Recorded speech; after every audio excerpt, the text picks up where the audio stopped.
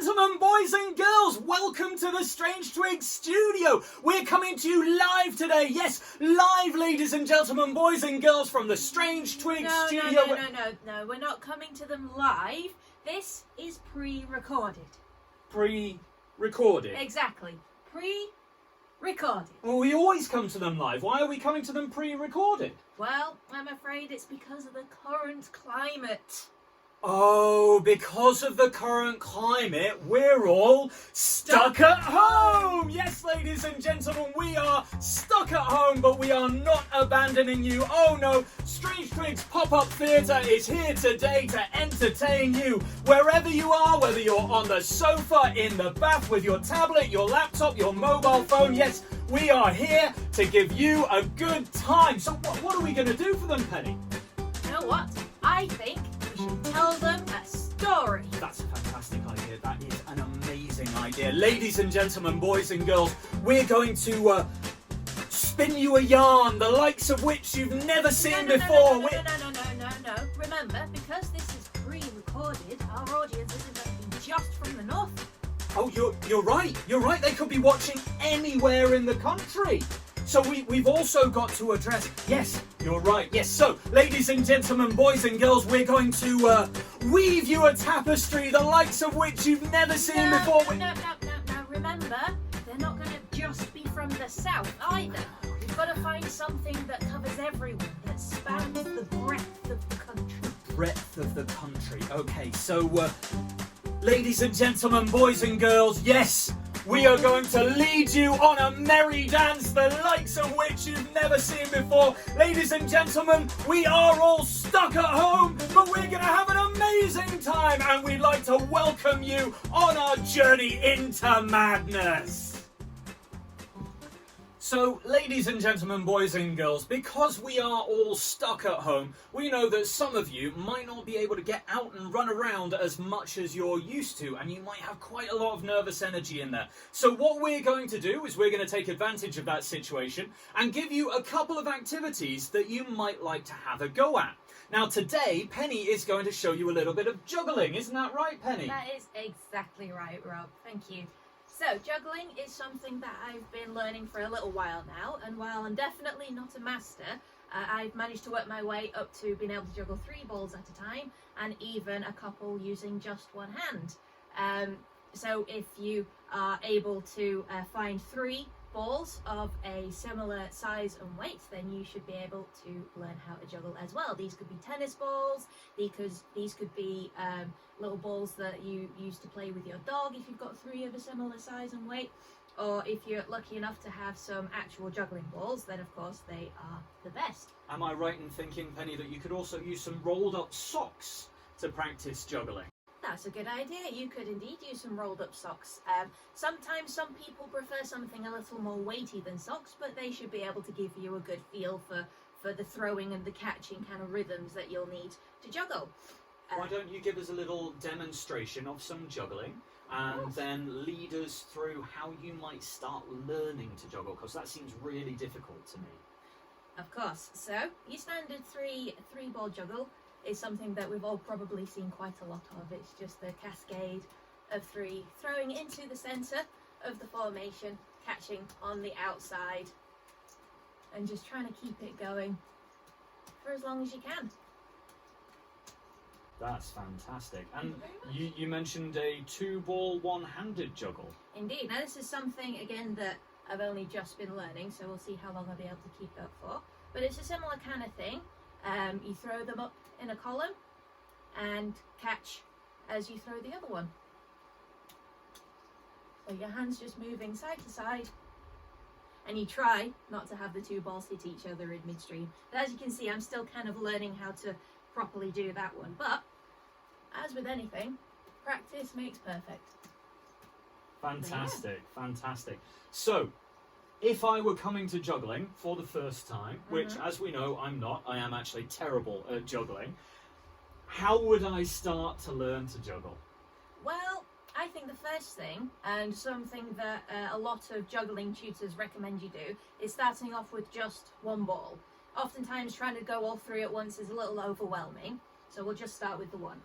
One of the most important things with juggling is the hand-to-eye coordination. In fact, that is the most important thing. And what you want to be able to do is throw the ball evenly with both hands. So if you have a stronger hand, like my right hand's the stronger hand, it'll be a lot better at throwing than catching than my left hand will be. I'll find that I miss catching a lot more with my left hand than with my right hand. So when you're throwing with one ball, your aim is to throw it in a big arc so it lands where your hand is. You don't want to have to move your hand too much to catch it. Like this. And just watch it as it goes.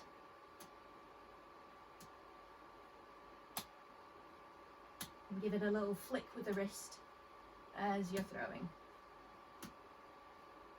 There you go. And once you've got the hang of one and you feel like you're not having to reach out and all around you, you're not throwing it at your face, then you can introduce a second ball, and this is where you start to understand the rhythm of juggling. Because you're throwing one ball into a hand that already has a ball in, you have to make sure that this ball is thrown before your first ball gets there. Hope that makes sense.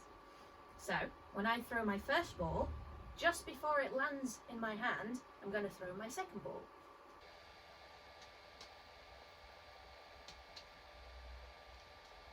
Now, because you're not using three balls, you can kind of have a pause after you've done one pass, because there isn't a third ball keeping the rhythm going, if that makes sense. So you can take your time, give yourself a little mental break in between each pass, and just kind of assess how your throws are going. See? And again, you want to try and not move your hands too much. Otherwise, when you come to juggling three balls, you're going to be spending a lot of time and energy doing this as you're trying to control where your juggling balls are being thrown from and landing.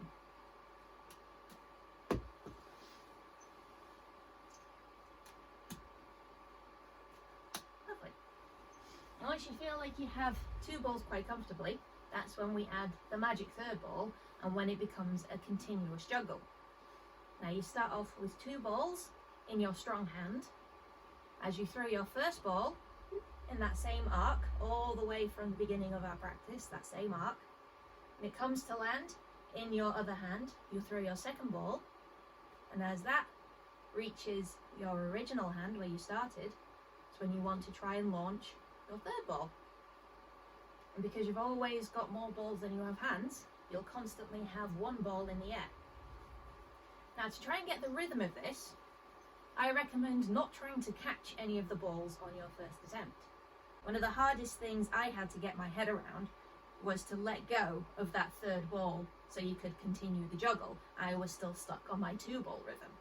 So we're just going to do it and not try and catch the balls. See? 1, 2, 3. I'd be good at that bit. You know, when it comes to practicing, I still practice the 3-ball drop occasionally as well. Now, once you feel like you've got a good rhythm, because it is a strange rhythm to get used to, let's see if you can catch. And if you do drop one, don't sweat it. Just pause and go back to a 2-ball rhythm. And if you drop another ball, then just pause and go back to a 1-ball rhythm. And if you drop that one, then start again. So, 3 balls. Oh, bravo. Thank you. Lovely. There we go. So, from the side on, you want to try and keep the balls in the same line. You don't want them coming too close towards you, so you're juggling here, and likewise you don't want to be reaching out too far. Somewhere nice and comfortable. And don't be afraid to really throw them into the air. It gives you a lot more time to think about what you're doing and react. So even if, like me, sometimes they still escape you a little bit, you can still figure out what you're doing and catch most of them. Fantastic. I think that's probably all we've got time for right now, Penny, because I think all of the wonderful people at home want to see our main feature of the day. Good idea. Fantastic. Okay, so we'll go off and get ready. Yes. You guys get some squash and we'll be back soon.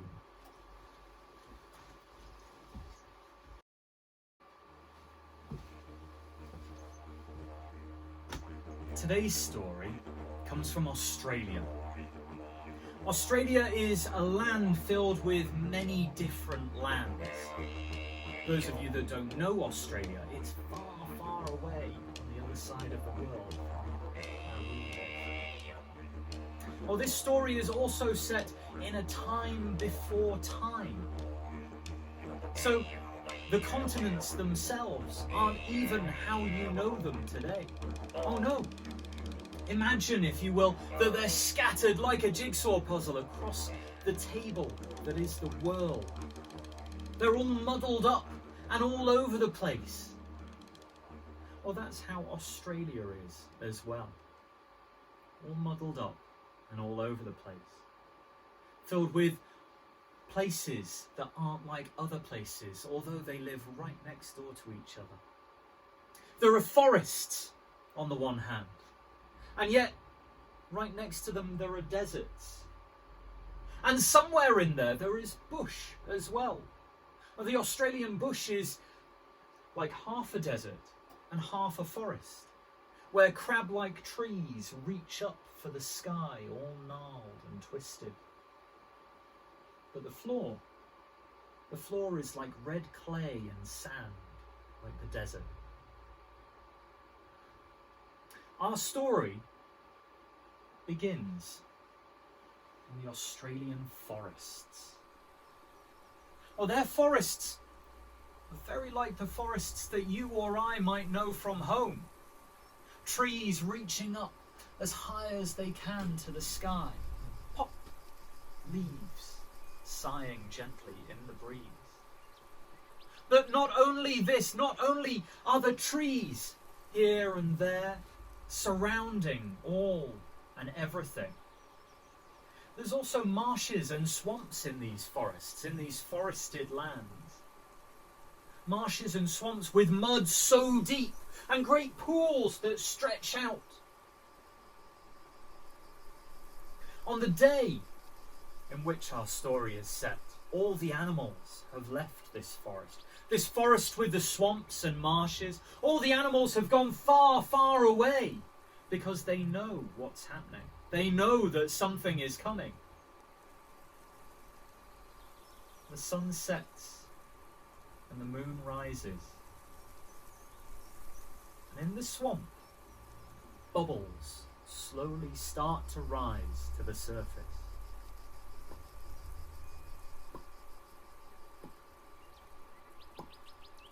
And something drags itself out onto the bank. It's covered in mud from head to toe. Although under that mud there is undoubtedly a thick layer of fur. It stands there dripping wet, and as the moon reaches its zenith, it looks at its paws and it looks at its feet. It looks up to the sky and it says to the universe in general, "What am I?" Because it doesn't know what it is. It's never seen one of it before. And so how could it know? Well, it looks around itself, but there are no animals to ask this question of. And then, just at that moment, something comes hopping by.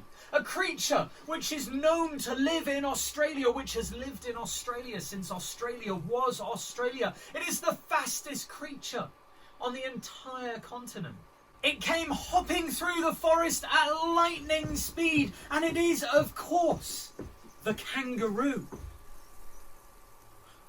The creature looked at the kangaroo, and the kangaroo looked at the creature. The creature looked at its paws, and it looked at its feet. It looked at the kangaroo, and it said, "Excuse me, but I was wondering if you could tell me, what am I?" Why? You're a bunyip. And the kangaroo hopped off again as fast as kangaroos can. "I'm a bunyip," said the bunyip. "But what do I look like?" Because, of course, the Bunyip had never seen a Bunyip before, being the only Bunyip that as yet existed in this great continent of Australia. Well, the Bunyip looked around itself, but in the woodlands there were no other creatures to be found, because they had all fled as the Bunyip was born. And so out through the forests the Bunyip went, out of the swamp and out of the marsh. It scraped the mud from its fur and threw it onto the ground, cleaning itself all over. And as the sun began to rise, it dried the Bunyip from head to toe.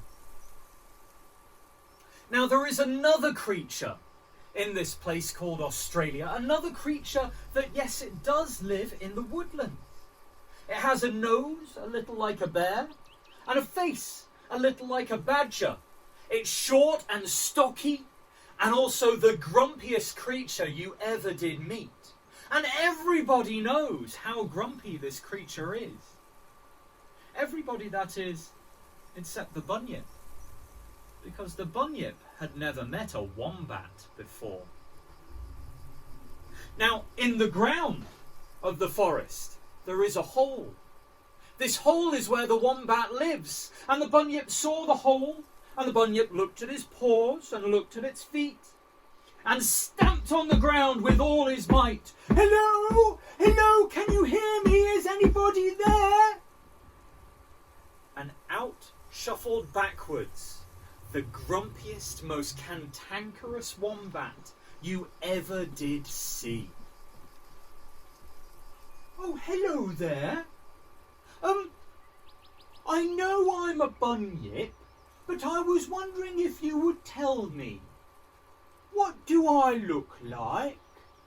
Oh, well, you've got these terrible claws at the end of your paws, and these horrible horns that stick out the top of your head, and this big, slashy, spiky tail. It's not a good look, mate. Oh, no. And off the wombat went, as grumpy and cantankerous as wombats could be. But the Bunyip didn't know that that's the way the wombat would be, having never met a wombat before. And so he looked at the claws at the ends of his paws, he looked at his feet and his slashy, swipey tail. He felt the horns on top of his head. He looked at the fur covering his body. "I'm ugly," said the Bunyip, and a tear rolled down his cheek and hit the ground in front of his feet. He set out across the forests and out into the bush. The trees, as gnarled and crabbed as trees can be, reflected what the Bunyip felt inside, and the sun beat down. Through the bush the Bunyip went, through the bush and into the desert, and out into the desert the Bunyip sobbed. For days and nights the Bunyip walked. Deeper and deeper and deeper, further and further and further across Australia he went.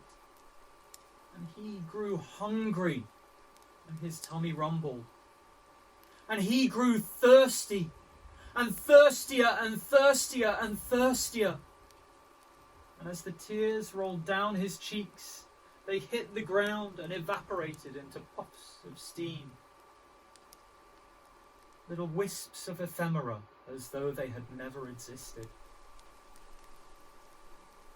Eventually, many days had passed, and the Bunyip was dragging himself across that ground.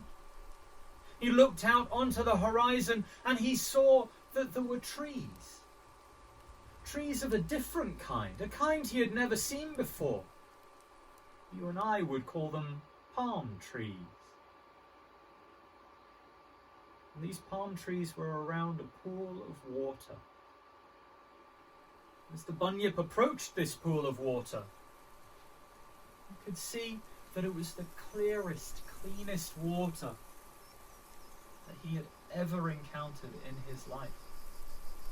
He drank his fill and slaked his thirst, and lay down as the sun began to set and the moon began to rise. That night, bubbles began to rise to the surface of that oasis.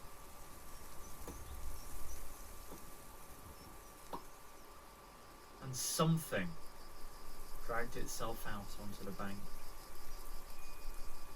It stood there, drenched from head to toe. It looked at its paws.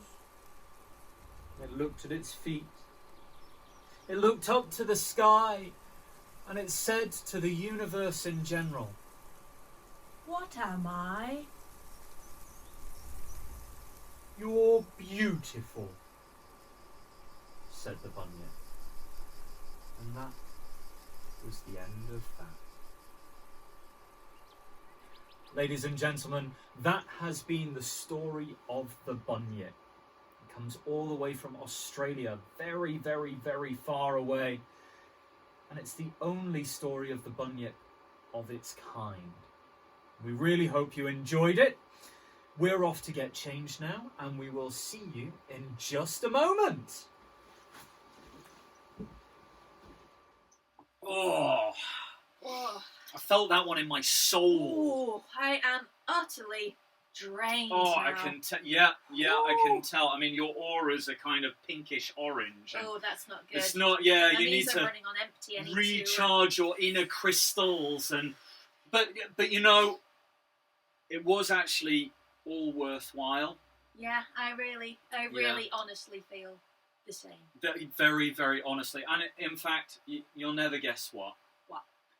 So when we were backstage, Penny, I actually had a call from the Academy. The Academy? Yeah, the Academy.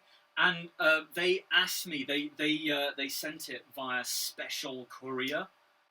Sent what? Yeah, DHL. They sent this very special award Oh, for you no. for being the most engaging, amazing performer of all time, ever, even before the planet even existed, ever, anyway. Wow. I mean, just round of applause, ladies and gentlemen. Round of applause. Round of applause. Honestly, what can I say? I mean, it's been such a long time coming. I've been training for something like this since I was knee high to a grasshopper. It's been such a long journey, and I've worked so hard to get here. And honestly, I mean, when you think about it, actually, I should have probably got this, a couple of years ago. I feel like I really hit my peak back then. I've grafted really hard. Okay, that's enough. All right, okay. Yeah, you very deserving. Where's my other one? Where's my lifetime achievement? Yeah. Lifetime achievement, yeah, off you get.